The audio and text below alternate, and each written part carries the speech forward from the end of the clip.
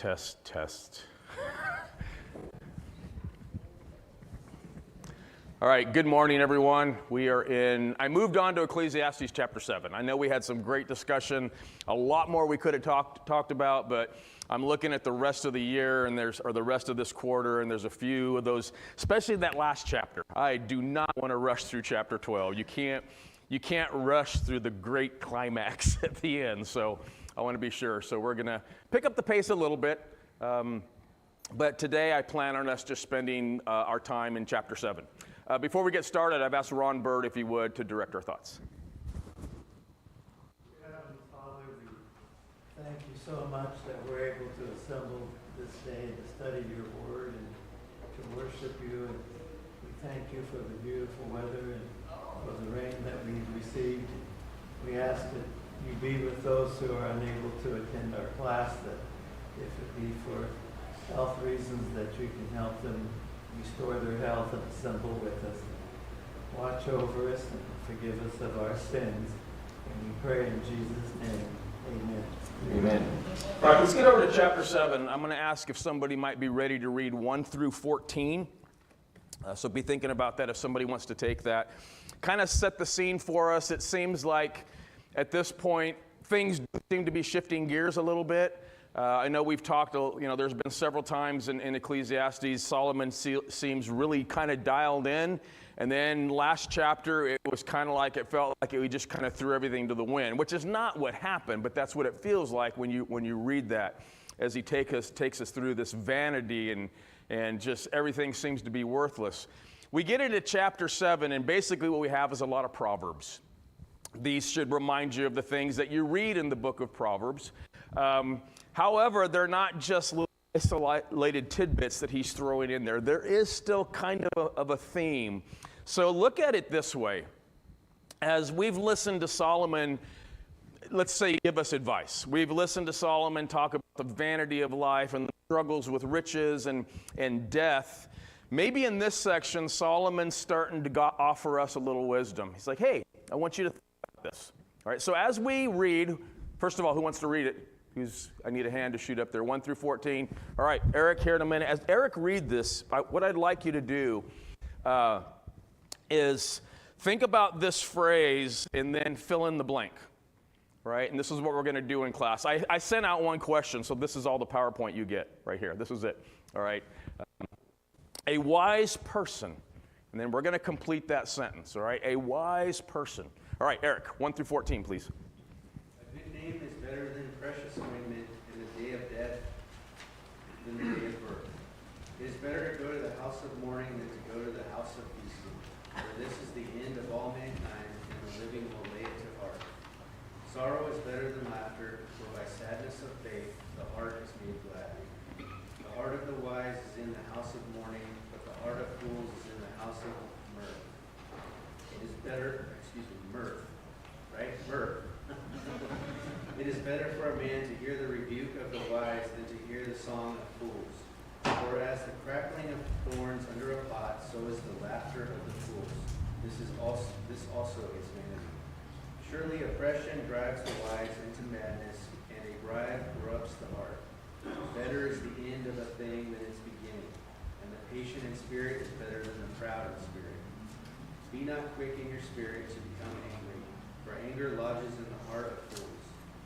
Say not, why were the former days better than these? For it is not from wisdom that you ask this.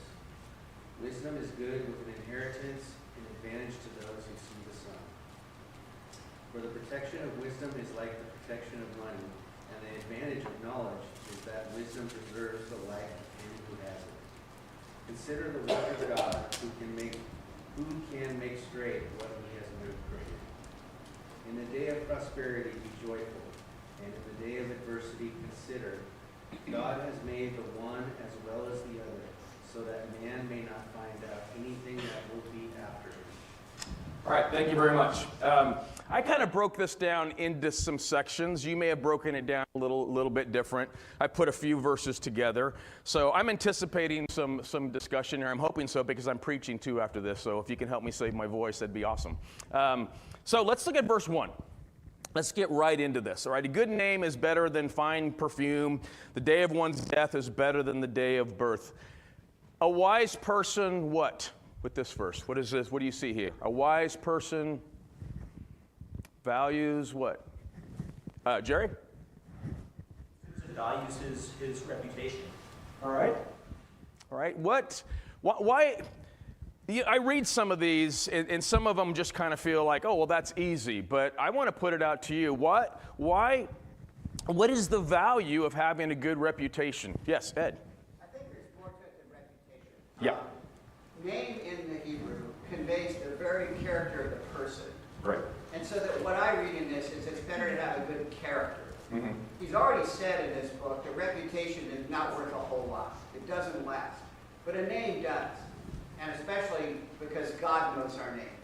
And so to me, that's kind of what I see going on here. And so that when you go to the house of mourning, when you see death happening, part of what makes you glad is the character of the person and how they lived. And it really dawns on you what a great, great thing it was that God gave us this person.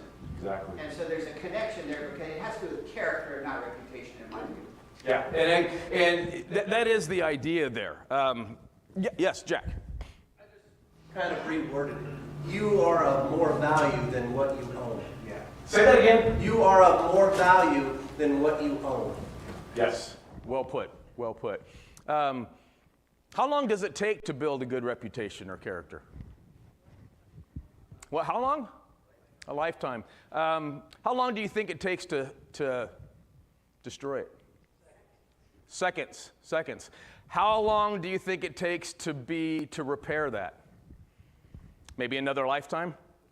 Obviously, but we can spend a whole lifetime developing a good reputation, a good character. Jack? One thing that I kind of, glossed over in the past and occurred to me is I'm pretty sure that, this ointment, it wasn't like you could go into a store and buy stuff, so it was of great value.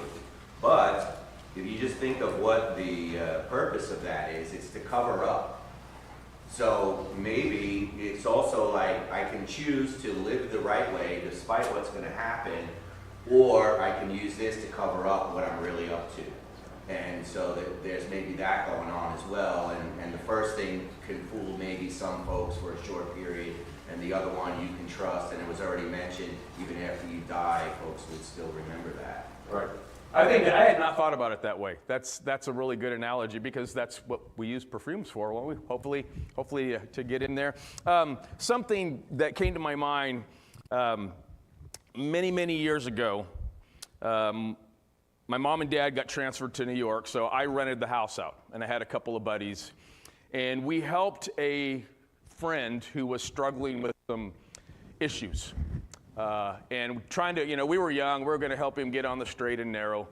And let me back up. So we have been in this neighborhood for years. We've been out there on Val Verde Road. The neighbor, George McCurdy, knew us, Bernards. They knew our family. We had a good reputation. I get home from work one day. I'm about 23 or 24, and I pick up the phone, and, Scott, this is George. Hey, how you doing? He goes, you're a good kid. Uh-oh. And there was this pause. He says, you guys have worked hard, and we really depend on you and your family. He goes, but I got to talk to you. And my heart just sank. And the story, what happened, is not important, other than this individual was doing things at the house when we weren't at work that were an embarrassment, that made embarrassment to our family. And we were fortunate. I was glad it wasn't me. I was grateful that we had a neighbor who saw through that and recognized that. But it made me think. It just made me think how quickly we can lose our reputation. And so Solomon's point here is just stay focused on that. You spent a lifetime building that, don't lose it. And I appreciate Ed's thought there and the connection with death here. As a minister, and I'm sure Ed can vouch for this, the number of services we've done for faithful Christians, and just to, we miss their character, we miss what they brought to the congregation. So just some very, very valuable things. Let's move on. Let's go to verses 2 through 4. And if there's anything I want to say when I'm looking down, to say, hey, hold on a second. And I'm going to read this again. And again, here's the question. A wise person, think about how you might finish that sentence as I read this again. It's better to go to the house of mourning than to the house of feasting, because this is the end of every man, and the living take it to heart. Sorrow is better than laughter, for when a face is sad, a heart may be happy. The mind of the wise is in the house of mourning, while the mind of fools is in the house of pleasure. You think of anything that you might, a wise person, anything come to mind? Yes, Carolyn. A wise person understands this life is a journey and not the end. Yeah. Have you heard that? Yes. A wise person sees this life as a journey, not the end. Aaron?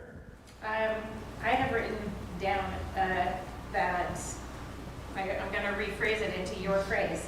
A wise person understands that life is fragile. Okay. So if you keep your perspective on death, it reminds you, about your life. Yeah.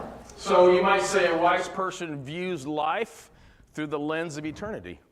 Might be a way to look at that. All right? What do you see in this scene here? Does anything jump out at you? You've got laughter, and you've got the house of mourning, you got the house of feasting. Can you picture a scene here? Yes, Allison. Well, for me, I like feasting, I like having a good time, I like laughing, but in those moments, if I'm honest, I'm rarely, I'll say, considering where I'm going, what the consequences are of my actions. I'm not really considering where do I stand with God at this moment. I'm just like, whatever, having a good time. And it is more in the serious moments in life where you reflect. Right.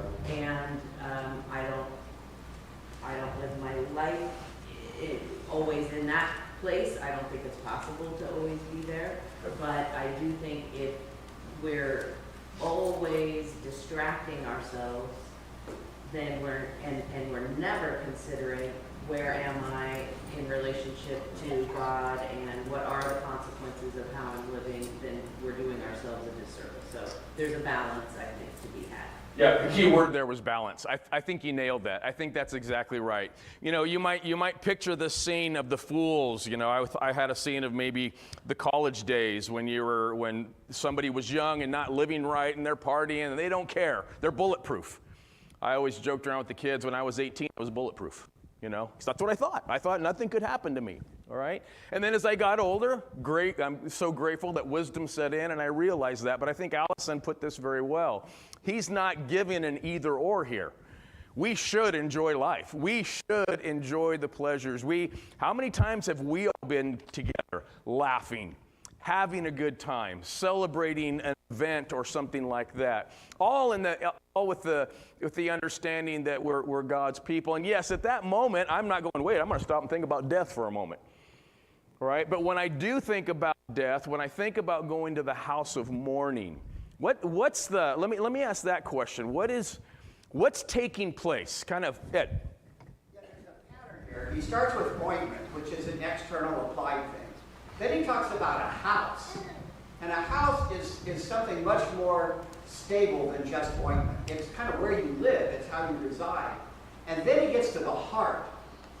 There's something that happens that affects the heart. Right. So if you put the three together, these are all things that are either going to be dealing with, either, in the first case, just something that's externally applied that affects how other people look at you. But a house is where you live. Right. It's how you daily live your life.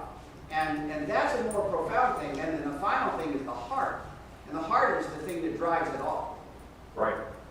Exactly. And that is the focus. And to kind of put this together, I'm coming off what Allison was saying there, is when we are in these moments of joy that God has provided for us, let's not forget that, all right?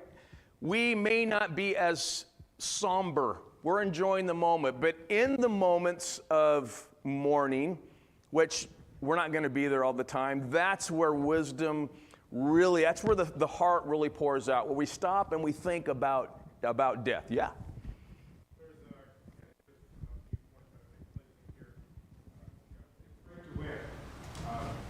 But the saying that I hear a lot in competitive arena is you either win or you learn. So when you lose, that's when you really look deep and learn and figure out what's wrong and correct it. Right. Yes, Jack. I think also there's a perspective here too. If you don't take what he's saying here, if you take it from a worldly standpoint, we see people every day down the street who get into this misery of life, and they're seeking happiness through drugs or alcohol. If you're not focused on what he's really saying here, God, in your life, what comes after that, you could really go down a bad place in searching for that fool's happiness. That is what he's talking about. Right. Yes. Well put. Yes, Carolyn. When I read this, I think about my work with people going through grief. And it's common, sometimes you see people who turn to God and find that to be their only comfort and that eternal purpose. And then I've had other people who are like, I just don't even know if there's a God anymore because God wouldn't allow me to hurt this much. And so it really is a time that people have to introspectively look at their own life and how God fits into that and how they've allowed God to work through them. So there can be, like what Nick said about, you learn. There's a lot of value in strengthening your faith when you go through life. Right. And it forces you to examine the brevity of life, I'm sure we've had on our hearts the loss of Mikey Dickey's teammate, I mean, this is youth, this is young. I remember in high school, we lost 3 friends, and I imagine maybe a number of you have had experiences like that, and it's in those moments you just stop and you go, wow. This is a real good time for reflection here and just to really set my mind and my heart on things above. And I think that's kind of the ultimate idea here is when we're reflecting these things, okay, yes, we're going to die. My grandpa used to joke around and say, son, there's 2 guarantees in life, death and taxes. But he's right. We're not going to avoid either of those. Death is coming.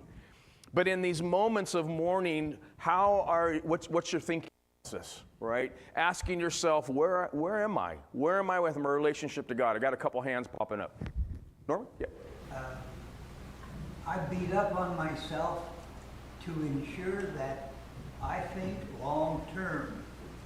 It is, and you touched it there a moment ago, that is, if you think long term, you take into eternity. And I have had to remind myself over and over and over to think long term. And I even preach that to my great-grandkids. And of course, they're too young to understand it, but that's okay. I just keep hammering. That's right. Yeah, stay on it. And they'll get it. They'll get it. I saw another hand. Jim. Yeah, Missy and I, we talked about the death of Lazarus and the resurrection. And Jesus said something in John 11. Jesus told them, that his disciples, Lazarus has died. Now he had waited 2 extra days. He let his friend die. John makes the point that he loved Lazarus. He kept saying that. He loved Lazarus. He loved Lazarus. And he loved Lazarus, Mary, and Martha. But he stayed 2 days and let them go through the agony of watching him die. And then wait and watching as his body deteriorated. Day 4, they're just a mess. Right. He waited for that. And he said in verse 14 of John 11, that Jesus told them plainly, Lazarus has died, and this is God talking, and for your sake, I am glad that I was not there, so that you may believe. Right. It's very powerful. Very powerful. Thank you. Any other thoughts? 5 through 6. Let me read that one. Same question. A wise person right? We're getting good at these. You're getting really good at these. It's better to listen to the rebuke of a wise man than for one to listen to the song of fools. For as the crackling of thorns bushes under a pot, so is the laughter of a fool. This too is futility. A wise person is what? Give you a second. I got mine, but I want to hear yours. Jack? I mean, I see it as a wise person is ready to take some constructive criticism rather than just be kind of pushed along by false little, uppities and, hey, you feel good about yourself type stuff. Right. Good. Yeah, that's what any other thoughts on that one? I was thinking a wise person is discerning or understanding same thing, I guess the same thing you're saying, Jack, is discerning in the advice they get, right? This is a tough one. I don't know, maybe it's just me. I find this one to be a tough one. I mean, what does he mean by the rebuke of fools? I know Jack touched on it. Let's break this down. The rebuke of fools versus what? Rebuke of the wise, thank you. I knew I needed your help today. The rebuke of the wise versus the song of fools. Carolyn. About Solomon as being the king and how people in that position, everybody wants to be like just agree and make him feel good and try to be in his good graces because they don't want to get their head chopped off or whatever the reason is. But he's saying at this point, that may temporarily make you feel good, but long term it can destroy you. Where the wise has your best interest in heart, so the rebuke may hurt for the moment, but in the long term it benefits you. Right. So let me put this question out to you. What destroys someone's ability to reason properly? I think Solomon's touched on it. What destroys our ability to reason, maybe not listen to advice? What is it? Allison. Well, it's I'd say the first thing is humans in general are not very objective about their own behavior. So I'm very quick to give myself the benefit of the doubt and very harsh on other people. I'm working on it, but I don't apply the same standard to my behavior as to other people, which means I'm not seeing myself clearly. And I am drawing from some secular advice on this topic also, but we're very good at, there's a name for it, wrong spotting. It's very easy to find something wrong with constructive criticism. And so give me all the compliments you want, but if you gotta say something about how I can improve, it's very easy for me to find something wrong with it. I don't like how you said it. I don't like where you chose to say it to me. I didn't like your face when you said it. I didn't like your tone. It was right before lunch. It was right after I got back from vacation. There's always something I can find wrong about your constructive criticism, which then in my twisted way, and I think many of us, I'm not just speaking for myself, hopefully, but then many of us say, well, we'll just make you the advice giver in this scenario. Well, can you believe Scott would choose to come up to me in between church services and tell me this? And now I don't have to listen I don't have to take to heart anything you said because you were so wrong in whatever, your delivery, or it didn't make sense, or whatever. And so we're very good at wrong spotting, but we need to push ourselves and say what might be true about what the wise person said to me. It doesn't mean that all feedback that comes my way I have to accept as true, but I should try to reckon with it and say what might be true about it. And that's very hard to do. Right. That's exactly right. I just want to say this. I do think you're speaking for a lot of us. It was ringing with me as you were sharing that. Because that is very true. We struggle with this. We struggle. It made me think of something I wanted to share because, as you know, Alice and I do the same thing. And when I was first starting to do this training that I do now and teaching these classes, it's hard. It's a frightening thing. And the first couple of classes were a little rough. We had a supervisor, of course, we know, Bruce Winter, and Bruce was amazing at sitting down and saying, hey, you can work on this. He just had an amazing way, and he really helped me. And I remember I went and taught this class again, and I felt so good about it. And I had in the class a retired trainer. It was the biggest write-up I have ever had in my 8-year career. I mean, it was 3 pages long on everything that I did wrong. And I remember coming home and saying, this is it. I'm going back into machining. I'm done, you know. But I'll tell you what, as I sat back and I looked at that, and I went to Bruce with it. And Bruce says, well, let's see if he's got some points here. And I thought, okay, this was hard to swallow. But he took the moment and he says, I disagree with most of this. He goes, here's a couple things maybe you might want to think about. But it was helpful. But what I'm saying is that moment was extremely difficult for me. I got to, Tim. To me, at the base of it all, to your question there, was emotion, right? Because it feels good to have more. It feels good to be smarter. It feels good to be first. It feels good to, not have flaws, or at least think they're not that big. And I think that's what keeps us from listening to things that are smart, because wisdom or facts, as the saying goes, facts don't care about your feelings, right? And so it's easy to overlook that and kind of put the blinders on, because that doesn't feel nearly as good. You know, that's why I think people sometimes shop when they feel bad, and they feel better momentarily, right? And then you have to keep doing that because it doesn't fill the gap permanently, it fills it temporarily, and that forces you down bad paths. Right. There's another side. I got a couple hands there. There's another side, but another thought to this. On the second half of this, the crackling of thorn bushes, the influences. Do you remember as a kid? You don't answer this. Just going along with the crowd in all its foolishness. I look back at some things, oh yeah, this sounds good. We weren't thinking about the consequences.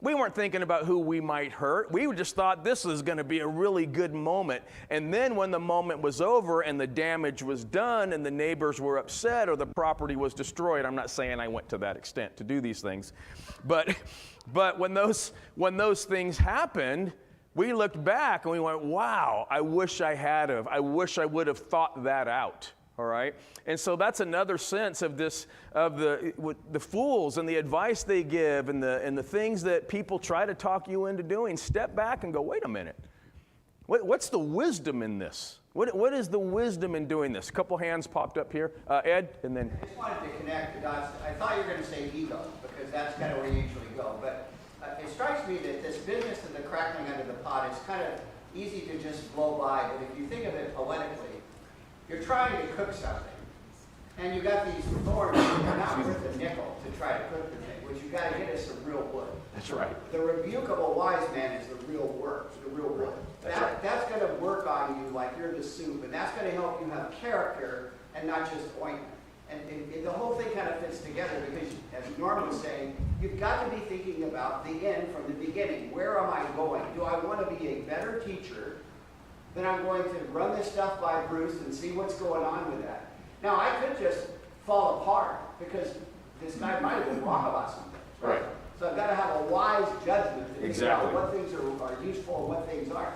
But it has to go towards the thing you're cooking, your character. If you're not cooking your character, if you're instead trying to, just as Tim said it better than ego is emotion. I mean, if you're just trying to please yourself, ain't going to get there. Right. The wood, I'm glad you brought that up. The wood analogy actually is a really good one, all right? I'll tell you why. So we heat our house with wood stove. I fire that fire up with some good pine. When I go to bed at night, what do you think I pack in there? Good solid piece of oak.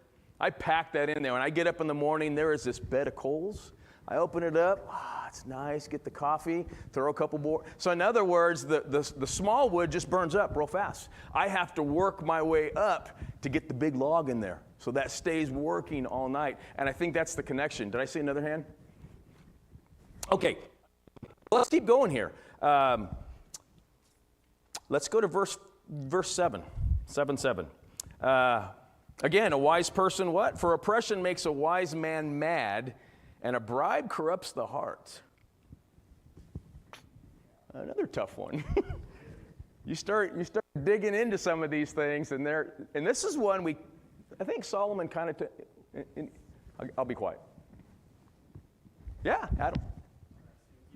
We can have our opinions or values and think, something is right, and we would never do that. But then when it comes down to actually individually being given a choice, and there's something that could be advantageous for us and might not be for others, there's a temptation there, right? Yeah. Because we benefit individually versus what we think, the big picture should happen. Yeah, definitely a way to look at it. I didn't think of it that way. Yeah, Ed? There's a lot of ways to look at this. The way that I've read that kind of makes sense to me is that when it kind of plays on the one we just heard.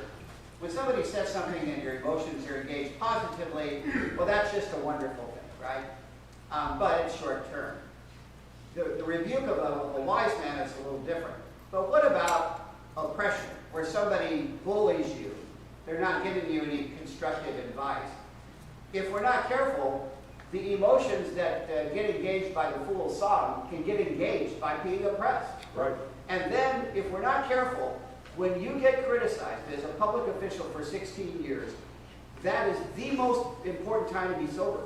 When you hear that in public, you have to be careful and say, what in this is true, what in this needs to be responded to, and what of this is just nonsense. Just don't worry about it. And then take it later and think about it, but not now. Because if you're not careful, your wisdom can become foolish because you're hurting.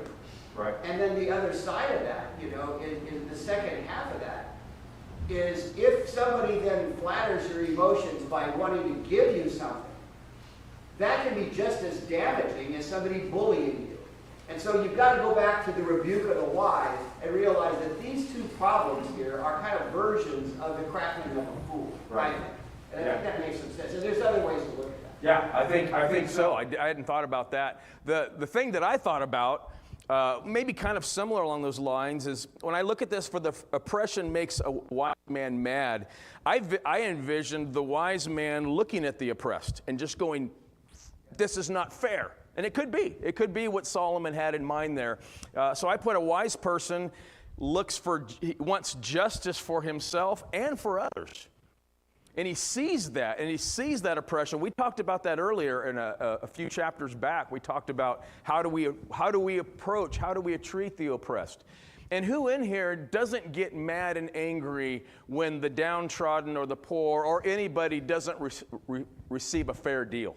It gets us frustrated.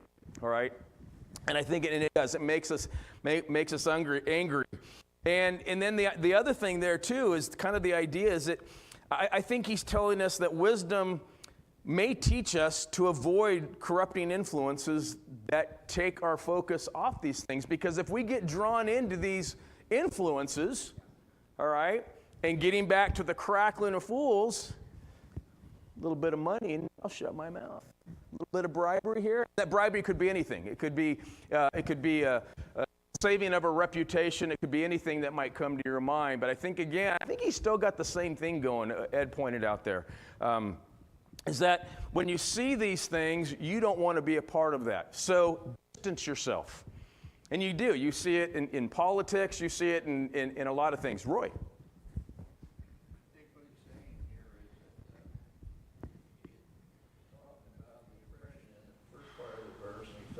Corruption in the second part, and they both have interrelationships.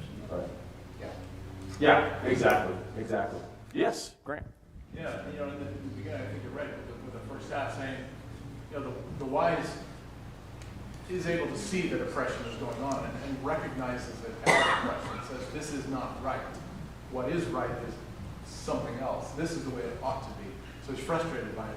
Whereas the fool, which is not referenced specifically here, but the fool, rather than seeing oppression, sees opportunity. I mean, the purpose of a bribe is to pervert justice, right. Is to take something away from being right. which ultimately means it is oppressive. It becomes oppressive to somebody who should have gotten what was right. Whereas a fool looks at this and go, hey, I see an opportunity here. Or I'm not bothered by that. I even see you being oppressive. Maybe there's nothing in it for me. But I just don't see it as such. I go, that's the way it is. You know, right. That's a fool's way of looking at it. Well put. That's what I was trying to think. You did it better. Carolyn. This is the third time oppression is brought up in Ecclesiastes. Like in 4:1, it talks about all the oppressions under the sun, nobody to comfort them, there's tears, they have no power. And that made him think, I thought the dead who are already dead more fortunate than the living who are still alive. Which I think, that's where that madness, I think, can come from. And then in 5:8, talks about don't be amazed at the oppression. It happens and it goes on. And so I see those both kind of leading up to this comment of if you just watch it and see it, do nothing about it, then it can drive you mad. Right. Exactly. Yes, Tim. My Bible just has a reference saying that this use of oppression, they're saying refers to extortion or blackmail, and it gets a reference from Leviticus 6:4, where it uses that word in that context. So that's something else to consider in looking at this passage. Yeah. It makes me stop and think that remember, who's writing here? Who's speaking from experience here? Solomon saw this stuff. Just remind yourself. This isn't just, I don't think this is just God giving him wisdom. Oh, these things are popping in my head. God gave him wisdom and says, now when you look at life, when you witness these things, you're going to write them down. All right? You're going to write these things down. Did I see another hand? All right, we got time for a couple more here. Let's go to verses 8 through 9. All right? Same question. The end of a matter is better than its beginning. Patience of spirit is better than haughtiness of spirit. Do not be eager in your own heart to be angry, for anger resides in the bosom of fools. Still got a theme going here, don't we, Jack? I look at this and say that the end of things is the work you put in, the knowledge you've gained, the experience you've got from it, the wisdom you've gathered from it is better than just the beginning, because the beginning is just where you start. You have nothing. The end is where you have the experience and knowledge. Yeah. Yes, Allison. Yeah, I was thinking something similar. If you kind of pair up the words in 8, I don't necessarily see a connection between 8 and 9 personally. Maybe there's one. But in 8, the end goes with the word patient, and the beginning goes with the word proud. And so to me, it's like, it's very easy to be like, I'm going to go to law school or whatever. Yeah, show me your degree. Then that's the end. Then I know you actually did it. It's very easy to be kind of haughty. Look at this big thing I'm going to do. Okay, how about you do it? Then now you've accomplished something, and to Jack's point, you've got the learning from it. Not that it has to be school. That was just an example, but that takes patience to commit to something and see it through to the end. And it kind of makes me think about the beginning of the chapter about the house of mourning, the end of your life. Right. I see that too. I kind of see this idea of, I was thinking of, I talk, we know people who have grandiose ideas. I'm going to do this. I'm going to conquer the world, and we've worked on this with our kids sometimes. Oh, this is what I'm going to do. I'm like, okay, that's great. Why don't we slow it down a little bit here? What's your plan? Are you going to be able to fulfill this? It's exciting right now, because what happens, as Allison pointed out, what happens when we talk about all the great things that we do and we don't finish them? Go back to that reputation he talked about earlier. All right? There's that Scott guy, never finishes what he starts. All right? So I think there's a lot of application to this. Jim, and then we'll come back over here. So you mentioned Solomon the king. He had the power to take people's heads off when he wanted to. So if he was quick-tempered, whenever he had something that he wanted to accomplish, the cultivated fields, if that was really what he was after. There are always people who wanted to oppose him and pursue their own agendas. And I think 8 and 9 are connected, because if he lost his temper, and he took people's heads off or imprisoned them, or however he handled it, if he lost the end of the purpose in his anger, which was to provide the best for his nation, then he lost the whole thing. Right. Yeah, he's speaking from experience here. I think you're right. Carolyn and Aaron? That's similar to what I was thinking. I was thinking the patient, those who cultivate a patient spirit aren't quick to anger. But those who are proud are self-righteous, and the self-righteous typically lodge anger because they feel that they have a right and their anger is vindicated through their self-righteousness. Right. Yep. I have a thought here too, but Aaron? I was just thinking about whether 7 and 8 are connected. And it made me think that, there might be, if oppression or extortion is frustrating you, there could be an opportunity to deal with it fast by taking an easy way, maybe a bribe, to deal with something fast, like the ends justifies the means kind of situation. And I think then what he's saying in 8 is that there's not an easy out. You have to be patient. You have to do the work, to Allison's point. You have to do the work and do the thing to, reap any kind of reward. And it's not, it can drive you mad, and that could lead you to bad decisions and wanting to take an easy out. But that's not what a wise person would do. Yeah, patience is the hallmark of wisdom, right? I mean, several of you brought that up. Here's another thought along these lines, and I think there's connection. Have you ever opened your mouth to address a situation before you learned the whole story? Anybody? Is it just me? All right, we have. Don't worry, we're not no sharing right now. And so what happens? We tend to let our emotions rule rather than reason. I think there's another thought. Okay, well, I'm going to respond to this. I'm forgetting. What is it that Stephen Covey says? Allison, help me out. You know what that saying is? Oh, sorry.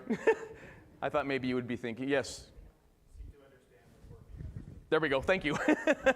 Thank you. Yeah. And so, and the opposite of that is we're thinking about what I'm going to say before Adam finishes his thought. All right. And so, and it's a great lesson for us. But rushing to respond, and I think this may be the idea of the anger here. Rushing to respond to anything in anger is the habit of fools. That's what fools do. They're quick to respond. They're quick to rush to anger, where people of God, and I think this is a wise person, waits on God. A wise person practices this patience. Ed? Yeah, James says that the anger of people, human wrath, does not work the righteousness of God. And I think that is really the same point that's going on here. And I really love the conversation that has had that ties these together in terms of that. The word anger here can also be translated vexation. And I think that's something we picked up on. It doesn't necessarily mean that you've had a quick temper about something. It means that when you have been bothered by it, like oppression can bother somebody or whatever, that again, there may be a tendency to not really think things through as carefully. And again, that's the end driving the whole process. Right. Thoughts, comments? We got about a minute. Okay. Yes, Grant. I just wanted to bring up a verse Sure. I'm reminded of with this that I find funny. Related to Allison's comment about people bragging about things before they've actually done them. In 1 Kings 20, Syria has come to attack Ahab in Samaria. And this is back and forth between Ahab and King Ben-Hadad about who's going to do what to who. And Ahab sends out this message, says, "And the king of Israel answered him, tell him, let not him who straps on his armor boast himself as he who takes it off." So let not the guy who's about to go into battle brag like he's already finished and has taken his armor off. So I hear that verse a lot in my head when I hear people say things, or even myself. That's right. Don't get cocky. Yes, I caught this news clip today. It was a little thing on, it was called Celebrating Too Early. Have you ever seen some of these sports things? Celebrating too early, and and there was one recently where there was a player, and they had the game, he's looking at the stands, he's like, yes, and behind him, the play is playing out. He's defensive player, and he turns around, and this guy bolts for the end zone, they lose the game. But to his credit, he came back and apologized to his team and the fans. He goes, I was wrong, I was not paying attention. Anyway, good. So, Lord willing, Wednesday night, we're gonna wrap up 7, and we'll just keep going. I appreciate your participation very much. Thank you.